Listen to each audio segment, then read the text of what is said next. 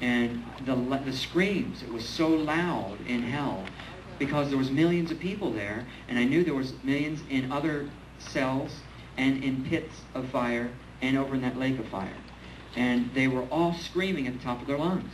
So if you've ever been around a screaming person, just one, it's like, it grates you, to hear screams.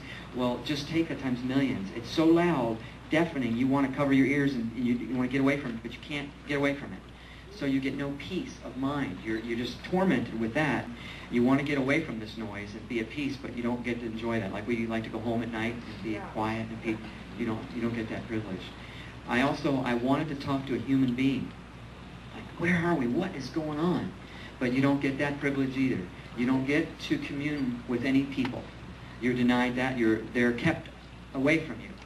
So you only have the interaction of the demons. You don't get the privilege of talking to a human like we get together in fellowship. And how nice it is to fellowship with people. We like to do that. You can't do that either. And you also are exhausted. I was like, if you've ever stayed up for nights studying for something, or you had to work and you're just completely gone, if you ever felt that way, well, take that again times 1,000. You're totally exhausted, but you need to sleep, just like you would here. And you don't get to ever sleep. So that alone, you should just die from that. All these things should kill you. The fear that comes over you in this place is so overwhelming, because here, God's presence is on the earth. And even if you're in a scary situation, God's presence is here. There's no, God's presence isn't there. And it says perfect love casts out fear. There's no love in hell at all. So the fear totally dominates the place. And you're petrified, terrified, traumatized, everything at once.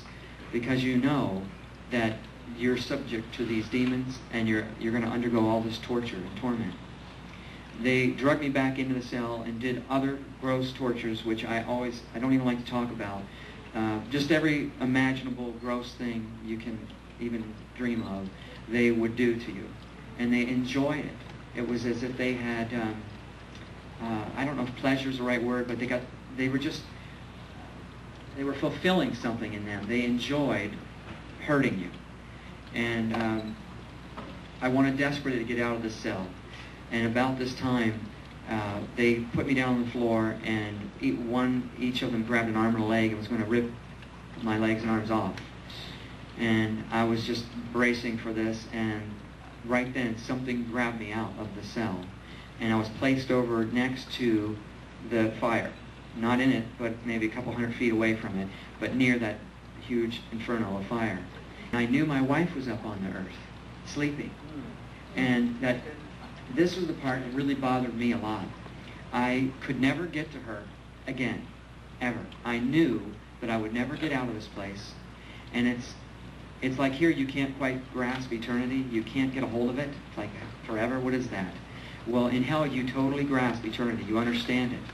You can feel it. You know it. And you know you're there, and you will never, ever get out of this place. That's the feeling, okay? Never. And I knew that I could never get to my wife. And that alone, that thought bothered me a lot, because, I just said this to her before, but if anything ever happened in California, if we were ever separated and there was an earthquake or something, I told her, I'll find a way to get to you. I'll get there. I don't care what it takes, I'll get to you. And I couldn't get to her. I just couldn't get to her. I could never see her again. And it bothered me so much to have to feel that. And I thought, she doesn't even know where I'm at. She doesn't even know I'm here. How am I going to ever tell her? For eternity? It's just that you can't even live with that thought alone, just to be there forever. You're naked in hell too. That's just another shame thing, just the whole, you don't have any clothes. And the humbling thing is, God made us as human beings the best creatures that He's designed as humans. He's made us the top of creation. And in hell, these demons have become the lowest form of life that there is. And they rule over you. It's so humiliating to have these creatures run your life. And you think, you study all your life, you go to school, you prepare yourself, you try to better yourself in every way. And then these creatures, that they had a 0 IQ. Okay, that's what I felt. They had a 0 IQ. All they knew was torture and hatred. That's all. There wasn't any mercy. They don't know anything about that. And I thought, these ignorant creatures are going to run my life? To live with that alone is horrible.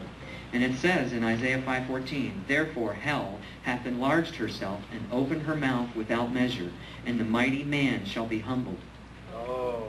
So I don't care how strong you are as a guy and think you're macho or something. You're nothing in hell. You're hopelessly lost forever. I knew there were different levels of torments and levels of tortures, that there were people in worse places than I was in. And there's a lot of scriptures on that, being in different levels. Jesus said that ye shall receive the greater damnation, and you shall go to the lowest hell. There's a lot of scriptures that Sodom and Gomorrah, that it would be more tolerable for Sodom and Gomorrah in the day of judgment than for that city that Jesus was talking to. So if it's more tolerable, in other words, it would be less degree of severity of punishment for Sodom and Gomorrah.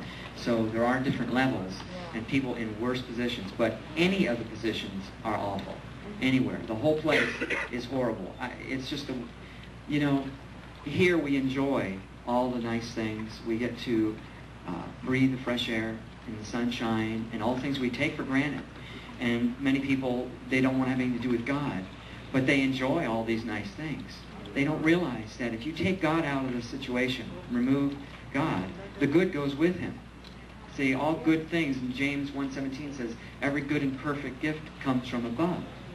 So when you remove God, the good gifts go with him. And hell is, there's no presence of the Lord there at all. So everything we enjoy here, sleep and quietness and fellowship and food and comfort, temperature, everything, you don't have any of that there. You're completely denied all those things, and you have to put up with it forever. I mean, there's no way out of this place. And, I mean, that's just hard to imagine. About this time when I was standing alongside the tunnel, I was below this cavern, like a round cave cavern type thing. And I looked up and it got dark, pitch black, but down here it was lit enough because of the fire. I was next to this fire, flames. And I could hear all the millions of people screaming in the fire, begging to get out. And I knew they were going to drag me in there too. And I didn't want to go in there. That would be worse. It was already hot enough. But in there, to be burned and to continually burn, to feel all that, I didn't want to go through that. But all around this, the walls of this cavern were all kinds of demons. Every shape and size of demon were like, and I looked around and it was as if they were chained to the walls. I didn't see the chains, but I felt they were attached or chained to the walls, which didn't make sense, but there are scriptures on that too. But they were all different sizes and shapes. There were, again, big ones like 12 and 13 feet. There were ones the size of bears. There were giant rats. Everything you hate. Giant rats, like as big as dogs, rats. There were spiders, huge spiders. There were small ones, and there were huge ones, like as big as this, like here. Just huge spiders. And thousands of them. They were everywhere, all over this place. And they all had one thing in common. They hated man. I knew they hated. They had enough knowledge to know that they hated man, and they wanted to torment us. All of them. And fortunately, they didn't get to me. They were all there, and I was looking at them. There were snakes of all sizes and shapes. Gross, horrible snakes. Big ones. There were snakes. There was one snake, and I don't even tell this because people think it's too crazy, but there was a snake that came from around the corner, and it was as big as a train. As big as a train car. I looked at that, and I thought, just horrible things like this. All kinds of gross demons of all sizes and shapes.